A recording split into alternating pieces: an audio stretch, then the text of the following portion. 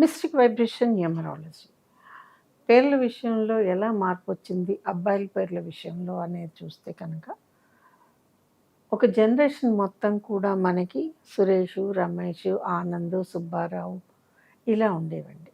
శేషగిరి, గిరిబాబు చాలా ఉన్నాయి కదా, ఇలా ఉండేవి.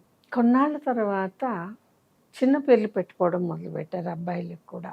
ఆదిత్య, అనిరుద్, అద్విక్ ఇలాగ, అరవింద్ అనేది.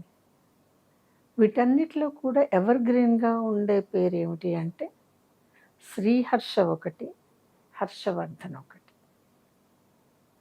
ఇవన్నీ వెళ్ళిపోయినాయి.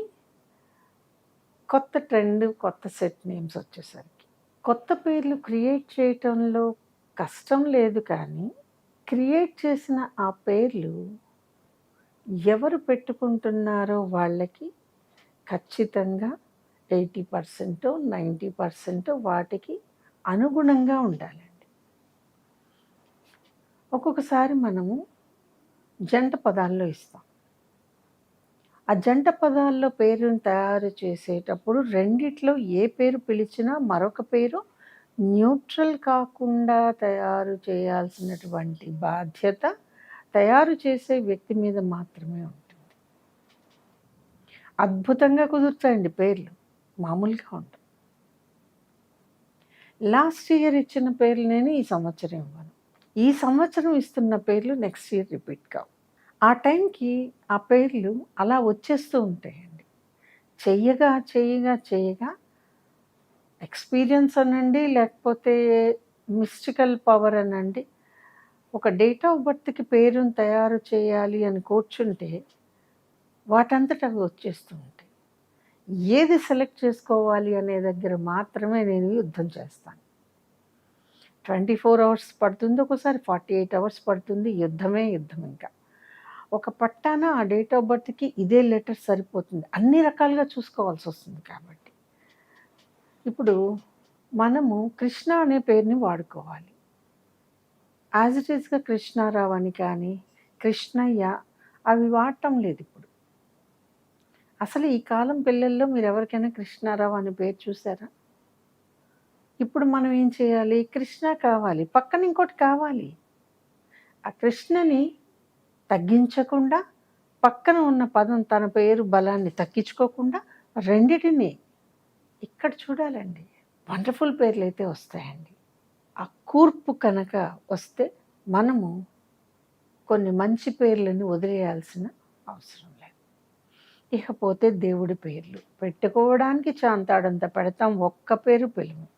ఇక్కడేనండి ఈ చాంతాడంత పెట్టినటువంటి 20 అక్షరాలు 25 అక్షరాలు ఉన్నటువంటి ఆ దేవుళ్ళ పేర్లు మీరు వాటిని పట్టించుకోకుండా కనీసం పిలవకుండా ఉన్నప్పుడు, మీరు ఏ ఉద్యోగానికి అప్లై చేసినప్పుడు, ఎంట్రన్సులు రాసినప్పుడు, కొత్తగా దేంట్లో జాయిన్ కావాలన్నప్పుడు, లేకపోతే మనీ వైబ్రేషన్ పెరగాలి అన్నప్పుడు చక్కగా అడ్డంగా వచ్చేస్తుంది. మీరేమి చేయలేరు, వాటిని తీయలేరు.